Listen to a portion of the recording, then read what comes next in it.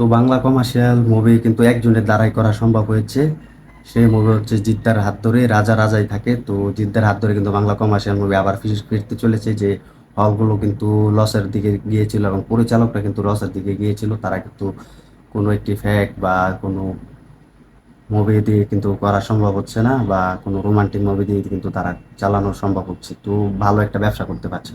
তো এলো বন্ধুরা, আশা করি সবাই ভালো আছেন। সাথে আছে আমি আরিফুল ইসলাম। তো যারা যারা আমাদের ইউটিউব চ্যানেল নতুন হয়ে আছেন, আমাদের ইউটিউব চ্যানেলটি সাবস্ক্রাইব করে সাথে থাকেন আর দেখতে থাকেন আমাদের নতুন ভিডিও। তো জিদ্দার হাত ধরে কিন্তু বাংলা কমার্শিয়াল মুভি ফিরে আসছে এবং বাংলার হলগুলো আবার দাঁড়ানো পাচ্ছে। যেসব হলগুলো কিন্তু বন্ধ ছিল, সেই সব হলগুলো কিন্তু আস্তে আস্তে চালু করা সম্ভব হচ্ছে জিদ্দার হাত ধরে। কিন্তু জিদ্দার মুভি করেই কিন্তু জিদ্দার যেসব ক্যারেক্টারে কিন্তু শুরু হয়েছিল, সেই জিদ্দার হাত ধরে কিন্তু বাংলার কমার্শিয়াল মুভি কিন্তু চলছে এবং চলছে এবং চলা শুরু হয়েছে। তো জিদ্দার হাত ধরে কিন্তু বাংলা কমার্শিয়াল মুভি কিন্তু করে যাচ্ছে।